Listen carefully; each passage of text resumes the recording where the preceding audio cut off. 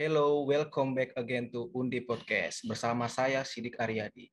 Di edisi kali ini, saya akan membahas mengenai tema juara. Karena dalam beberapa waktu lalu nih, teman-teman kita mahasiswa-mahasiswa Undip mengukuhkan prestasi di dalam internasional dan nasional.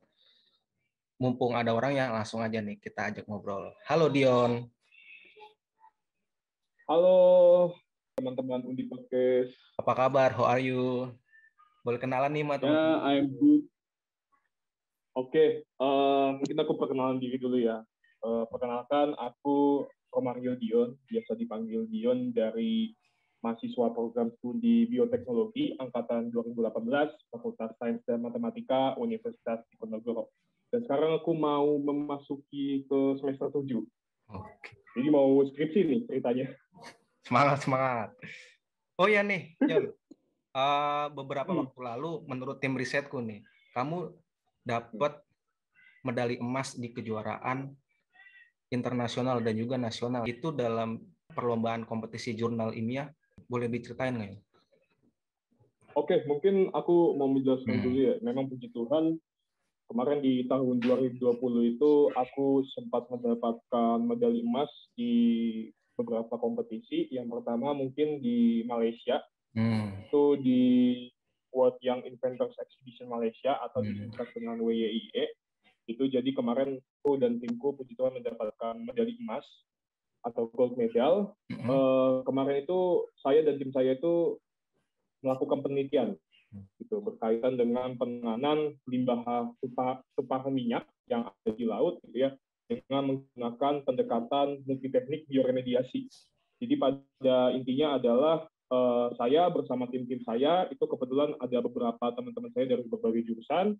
Saya dari bioteknologi, ada juga teman saya dari bioteknologi, kemudian ada yang dari biologi, kemudian ada yang dari teknik lingkungan, kemudian ada yang dari kimia. Ya, memang bervariasi. Memang kami di sini memiliki tujuan untuk melakukan penanganan bagaimana sih sebenarnya upaya untuk mengatasi limbah tumpahan minyak tersebut. Mengingat bahwa kalau kita lihat di laut tuh memang ada kasus-kasus pencemaran tumpahan minyak di laut. Mungkin karena kebocoran kapal. Iya, banyak ya. Kalau misalnya kita lihat di tidak hanya di Indonesia, di dunia pun juga banyak.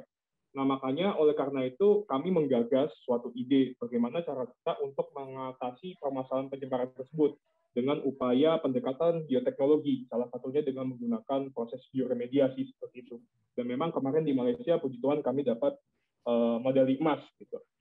Kemudian di tahun 2020 juga puji Tuhan saya dan tim saya yaitu Mas Muhammad Ali Utomo, kemudian adik saya Pergatiwi Ranggini kemarin memperoleh medali emas di Pekan Ilmiah Nasional. Mungkin teman-teman lebih kenal sebagai PIMNAS. PIMNAS yang ke-33 yang memang diadakan oleh Kementerian Pendidikan dan Kebudayaan, dalam halnya adalah Direktorat Jenderal Pendidikan Tinggi. Itu jadi memang istilahnya adalah PIMNAS itu adalah output dari program kreativitas mahasiswa. Jadi awalnya mungkin mahasiswa membuat program kreativitas mahasiswa, kemudian outputnya adalah pendanaan sampai menuju ke Pekan Ilmiah Nasional, seperti itu. Nah, memang kalau misalnya kita lihat, aku lihat diri sama timku gitu ya, mungkin mulai dari pendanaan sampai PIMNAS, sebenarnya awal aja, waktu pas masuk PIMNAS aja udah nggak ekspektasi masuk PIMNAS gitu loh. Karena mungkin istilahnya apa ya, bisa dikatakan tuh persiapan dari timku itu tidak sebagus dengan persiapan tim yang lain. Kalau aku lihat persiapan tim yang lain, presentasi bagus, kemudian juga output yang dihasilkan juga luar biasa gitu. Sedangkan kalau tim aku sendiri tuh kayak, waduh, dikritik sama dosen pembimbing sendiri, dikritik sama dosen pembina PKM itu sendiri, karena memang luarannya mungkin ada berbagai masalah lah, ada berbagai banget. Misalnya kayak, oh ini artikel ilmiahnya kurang menarik, kemudian tidak ada kebaharuan dan sebagainya. Bahkan sampai PIMNAS pun juga dikritik gitu loh. Sampai pembuatan poster pun dikritik. Ini gambarnya nggak benar, ini warnanya terlalu norak dan sebagainya gitu loh. Sampai pada akhirnya masuklah ke PIMNAS. PIMNAS itu kan penilaiannya adalah presentasi dan juga poster. Memang waktu presentasi memang agak gugup sedikit ya, karena memang baru pertama kali ikut kompetisi yang notabene nasional melawan berbagai universitas dari Sabang sampai Merauke. Jadi pada intinya ya oke lah, kita keluarkan aja sebagus saya dan juga tim saya seperti itu. Dan juga memang ya kami kerahkan lah semua usaha saya dan juga tim saya berkaitan dengan poster. Saya minta bantuan ke teman yang lain gitu loh, karena memang sebenarnya jujur dari tim saya sendiri kalau misalnya untuk membuat poster tuh kami nggak punya bakat gitu loh. Dia memang minta bantuan ke teman, memang karena kebetulan Undip punya apa ya, jejaring mungkin alumni Timnas yang dulu yang memang punya kapabilitas dia memperoleh medali emas waktu bidang poster, ya kami minta bantuan gitu loh. Dan puji Tuhan kemarin saya dan tim Mas Ali dan Tergati itu memperoleh medali emas di bidang poster, terutama di program kreativitas mahasiswa di bidang penelitian atau disingkat sebagai PKMP, dan juga sebagai juara favorit. Seperti itu. Oke. Kritik itu wajar, Yon. Kritik itu wajar. Tidak ada hal indah dari sesuatu yang mudah. Tapi kamu udah membuktikan sih, dari kritik itu kamu bisa mengolahnya menjadi sebuah prestasi. Dan gimana nih? Maksudnya, how's your is feeling pas saat itu lu dapat, wah, apa lu gimana perasaan lu tuh? Wah, kalau feeling ya kaget lah ya. Pertama kaget banget lah. Maksudnya unexpected banget, dari awal timnas juga masuk tuh unexpected. Apalagi dapat medali emas juga, apalagi lebih unexpected gitu. Kalau masalah feeling sih, aku nggak memprediksi bahkan dapat medali emas gitu loh, karena yang diprediksi oleh Undip sendiri tuh tim-timku yang lain, tim-tim teman-temanku Undip yang lain yang memang kalau aku lihat tuh kadang-kadang aku merasa insecure gitu, kok ini posternya bagus banget, kok ini presentasinya bagus banget gitu loh. Tapi entah kenapa kok insight-nya beda gitu loh. Justru malah yang notabene timku yang mungkin biasa-biasa aja itu justru dapat medali emas. Mungkin teman-temanku yang belum berkesempatan mendapatkan medali emas. Jadi, wah, kaget banget sih. Oke. Tapi ngomong-ngomong soal jurnal ilmiah nih, aku ngelihat sepak terjang kamu dari tahun 2020 sampai tahun sekarang ya, 2021. Kamu sudah menulis 1 buku dan 2 jurnal ilmiah. Dan dari ketiga itu, aku ngelihat concernnya itu lebih ke lingkungan dan juga ke seputar kayak jamu. Bisa diceritain nggak, Yun? Kenapa kamu memilih seperti itu? Dan aku pengen tahu sih sebenarnya proses menulis kamu gimana sih? Gitu. Oke, mungkin aku mulai start dulu dari jurnal yang aku publish ya. Jadi ada 2 jurnal yang aku publish di tahun 2020. Aku publish di Berkala Bioteknologi, itu juga jurnal baru di Prodiko. Itu judulnya tentang analisis cemaran kapang dan kamir pada jamu serbuk instan, jahe merah, dan temulawak. Jadi pada intinya adalah, secara awam mungkin aku bisa menjelaskan bahwa aku melakukan pekerjaan orang-orang BPOM atau Badan Pengawas Obat dan Makanan.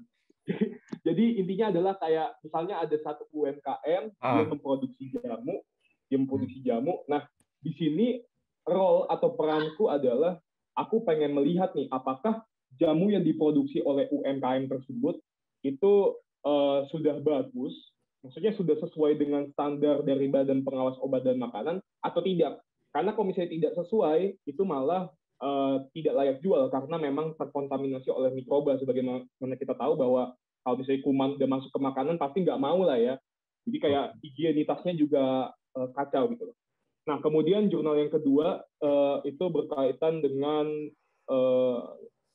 diversitas atau bisa dikatakan sebagai keberagaman jamur mikroskopis, dalam hal ini adalah kapang, itu di serasah daun di lingkungan laboratorium dekat departemenku lah di biologi di Undip gitu.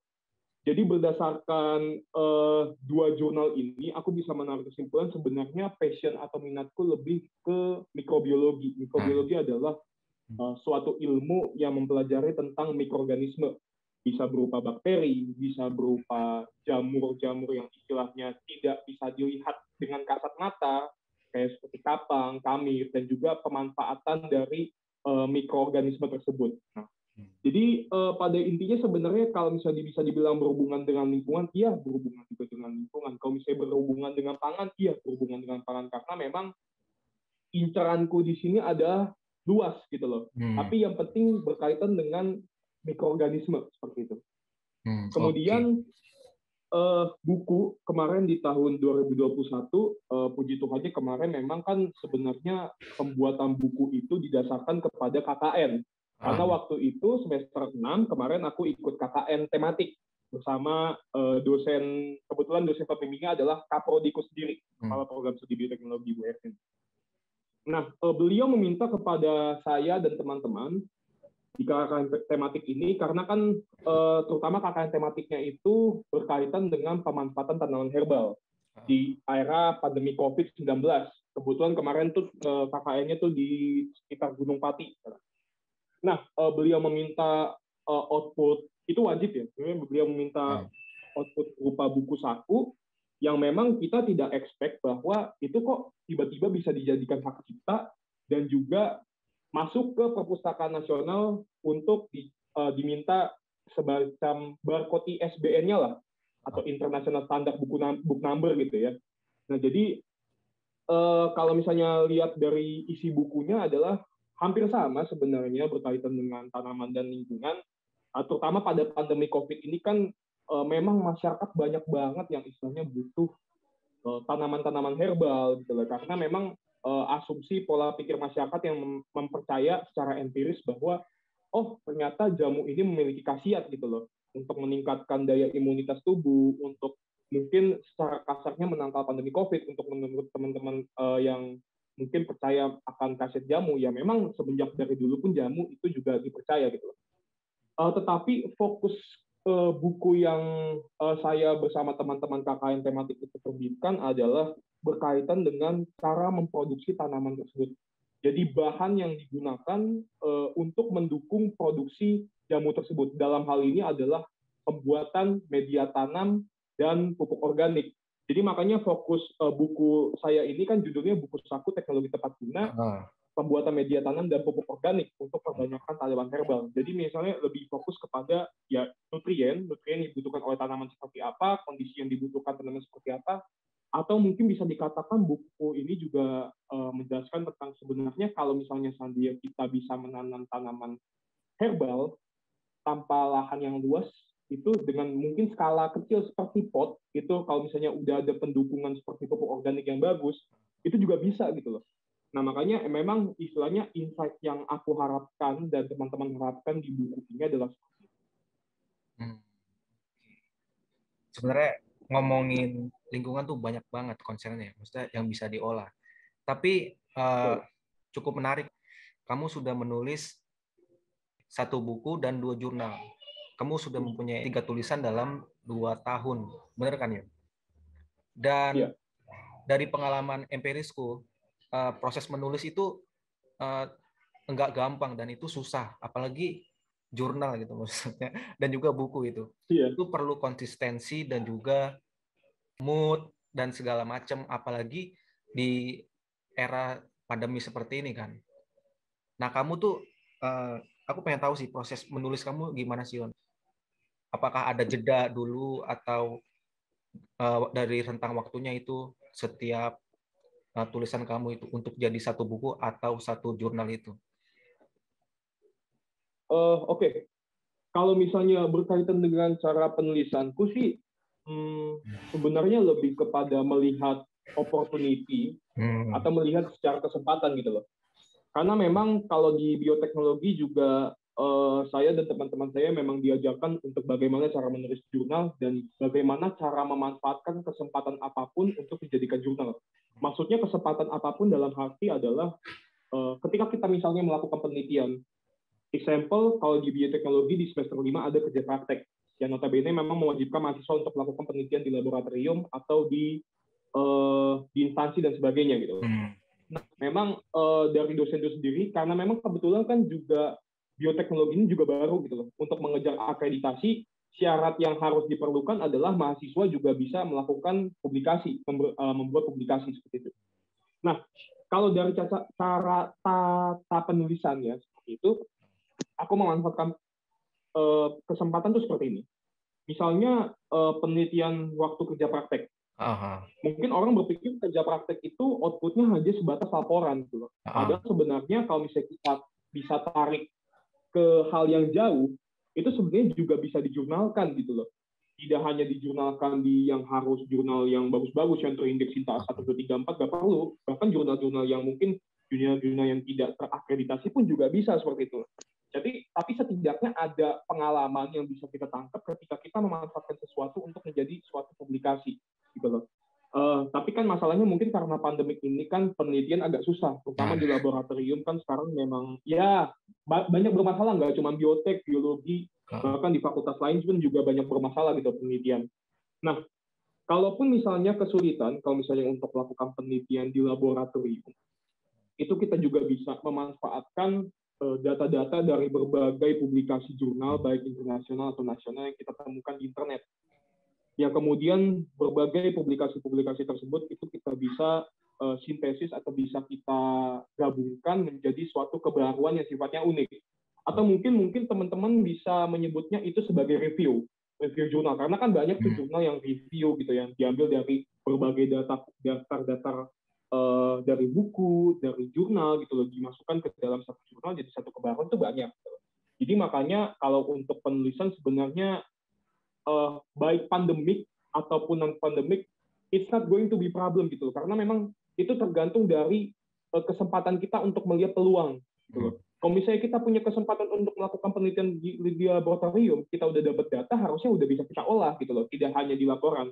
Bahkan kakak kelasku pun tuh dia laporan skripsi kan udah ada nih, tapi bisa dijurnalin juga gitu loh, dengan judul yang berbeda dan sebagainya, mungkin ada data-data tambahan yang bisa dijadikan publikasi gitu loh. Jadi memang kembali lagi bisa aku katakan bahwa sebenarnya itu tergantung kepada kesempatan dan juga memang kita harus latihan sih. Aku melakukan pembuatan jurnal itu mulai dari pembuatan laporan. Pembuatan laporan praktikum dulu kan kalau misalnya bioteknologi itu kan sangat, entah itu biotek kan sangat berkaitan erat dengan praktikum. Dari mulai semester 1 sampai semester 4 tuh dijejelin praktikum terus gitu kan. Nah, kalau misalnya seandainya laporan praktikum udah bagus, tata penulisannya udah bagus, seharusnya ketika kita menulis di jurnal tuh udah bagus juga gitu loh. Ketika kita melakukan pendahuluan, latar belakang sebenarnya esensi dari praktikum ini seperti apa, esensi dari penelitian seperti apa, kalau kita udah bisa tarik garis merahnya atau tarik benang merahnya, itu kita harus juga udah bisa gitu loh membuat publikasi. Dan dari sejumlah jurnal yang kamu tulis ini atau buku yang kamu tulis, ini nantinya akan diarahin ke sebuah produk atau gimana nih? Apakah ada keinginan seperti itu? Kalau dari jurnal dan buku yang aku buat, mungkin kalau misalnya seandainya ada kesempatan aku membuat produk, mungkin bisa. Mungkin. Karena harus kayak, dan pasti bisa. Ya, harusnya bisa. Itu tergantung kita melihat peluang sih. Nah, sebenarnya. Oke. Tapi ngomongin jurnal ilmiah yang berkaitan dengan bioteknologi nih, aku ingin bergeser sedikit ke ilmu bioteknologinya ya. Sejauh mana sih ilmu bioteknologi ini bisa berkontribusi bagi masyarakat dan tentunya kehidupan gitu? Oke, kontribusi bioteknologi ya. Sebenarnya kalau kita tarik dari dasar dulu, sebenarnya definisi atau esensi dari bioteknologi itu apa? Jadi sebenarnya bioteknologi itu adalah cabang ilmu dari biologi yang lebih berfokus kepada bagaimana cara kita memanfaatkan agen makhluk hidup atau organisme, example seperti bakteri, example seperti jamur-jamur seperti kacang, kamir, ataupun bahkan tumbuhan gitu, atau produk yang dihasilkan oleh makhluk hidup tersebut untuk dijadikan barang dan jasa. Jadi pada secara definisi awamnya adalah bagaimana cara kita meminta supaya makhluk hidup ini bisa kita manfaatkan untuk menghasilkan senyawa yang kita inginkan. Intinya kayak gitu. Nah, kalau bicara berkaitan dengan kontribusi, terutama kan sekarang kita tahu ada industri 4.0 gitu loh. Sebenarnya ranah bioteknologi itu cukup bisa dikatakan cukup luas gitu loh. Vaksin kayak gitu ya? Kita mulai dari, ya betul. Salah satunya itu, kita bicara bioteknologi kesehatan, kita mulai sekarang pas pandemi COVID, kita ada vaksin. Tidak hanya vaksin, bahkan ketika misalnya ada orang terinfeksi COVID, itu dideteksi menggunakan polymerase chain reaction atau PCR, mungkin teman-teman pernah sering banget ya dengar ada tes antigen, tes antibody, swab PCR. Nah, PCR ini memang di bioteknologi kita pelajari gitu loh. Pertama, bioteknologi itu punya mata kuliah yang namanya biologi molekuler yang mewadahi bagaimana kita tahu proses deteksi virus yang ada di tubuh kita gitu. Makanya kan kita swab, kemudian kita ekstrak materi genetiknya, kita analisis dengan menggunakan PCR gitu loh. Itu yang pertama. Yang kedua, kita kembali ke vaksin. Mungkin kalau misalnya di bioteknologi sendiri, itu memang ada mata kuliah yang mewadahi pembuatan vaksin tersebut. Contohnya di bioteknologi ada yang namanya imunologi atau ilmu yang mempelajari tentang sel imunitas atau sel kekebalan yang ada di tubuh kita. Kemudian ada juga berkaitan dengan biologi molekuler, di mana memang secara definisi sih, ya kita tahu ya vaksin itu istilahnya suatu bahan atau misalnya partikel biologis, misalnya seperti bagian dari virus atau mungkin virus yang memang sudah inaktif atau dilemahkan, yang memang diinjeksikan ke dalam tubuh kita yang tujuannya untuk mengaktifkan sel kekebalan tubuh kita gitu. Jadi pada intinya adalah memang virus, partikel virus atau bagian virus yang dimasukkan ke dalam tubuh kita itu sudah patogenitas atau virulensi atau sifat infeksi, sifat penyakitnya itu udah hilang gitu. Jadi memang safe gitu untuk dimasukkan ke tubuh kita.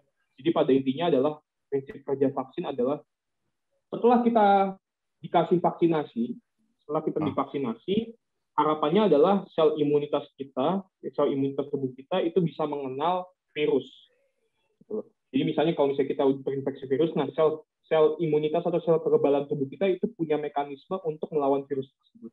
Oh, jadi vaksin itu sebenarnya bukan untuk bikin kita kebal gitu, tapi lebih bikin kita untuk mengenal imun baru gitu. Benar nggak, Yon? Sebenarnya dua definisi itu hampir-hampir sama. Jadi sebenarnya intinya setelah misalnya kita dimasukkan bahan partikel itu, nah itu terbentuklah sistem kekebalan dalam tubuh kita supaya sistem imunitas tubuh kita itu bisa kenal dengan virus tersebut ketika diinfeksi tubuh. Oke. Wah, sebenarnya banyak banget ya, Yon. Kalau ngomongin bioteknologi banyak banget ya. Banyak, ya. Banyak banget sebenarnya sih. Mungkin kamu punya pesan buat teman-teman yang lain untuk menulis jurnal, terutama entah itu teman-teman bioteknologi dan teman-teman lainnya. Kalau pesan untuk teman-teman saya, baik mahasiswa bioteknologi atau mungkin teman-teman teman-temanku dari mahasiswa fakultas lain, sebenarnya lihatlah di sekeliling kita sebenarnya masih banyak permasalahan atau potensi yang bisa kita cari peluangnya gitu untuk dijadikan publikasi. Karena kan memang esensi dari publikasi sendiri itu tidak hanya sebatas pembanggaan diri saja. Karena memang tujuan utama, main goals dari kita membuat publikasi adalah supaya kita memberikan insight, baik itu kepada para pembaca, kepada para peneliti, untuk bagaimana cara kita untuk mengatasi permasalahan-permasalahan yang ada di lingkungan sekitar. Dan kalau misalnya kita tarik berkaitan dengan bioteknologi, menurut saya publikasi itu penting. Karena memang di Indonesia itu, kita tahu lah, Indonesia itu merupakan negara yang istilahnya dia punya keberagaman sumber daya hayati nomor 2 setelah Brazil gitu loh. Jadi mungkin sebutannya adalah sebenarnya masih banyak potensi gitu dari Sabang sampai Merauke, mulai dari keanekaragaman tumbuhan, hewan, kemudian mikroorganisme seperti bakteri, jamur dan sebagainya, itu bisa kita manfaatkan gitu loh. Nah, itu kembali kepada bagaimana cara kita memanfaatkan hal tersebut gitu loh untuk dijadikan barang dan jasa. Jadi saya pikir memang bioteknologi kalau misalnya sendiri benar-benar digaungkan bagus banget di Indonesia, itu saya pikir Indonesia bakal bisa menjadi negara maju, bahkan mungkin secara umumnya bisa dikatakan macan Asia gitu loh. Tergantung bagaimana cara kita memanfaatkan sumber daya hayati di lingkungan sekitar kita. Kalau di bioteknologi mungkin ya memang sekarang di Indonesia ini mungkin kalau untuk perguruan tinggi ya sudah mulai banyak gitu loh, walaupun memang sebelumnya ya dikit gitu loh. Kalau kita bandingkan dengan yang di Asia Tenggara seperti Malaysia dan di Thailand tuh udah lebih udah lebih maju bioteknologi. Makanya memang saatnya kita mengejar ketertinggalan tersebut supaya memang negara kita bisa kembali luar biasa, bisa kembali lebih maju. Seperti itu. Oke, siap.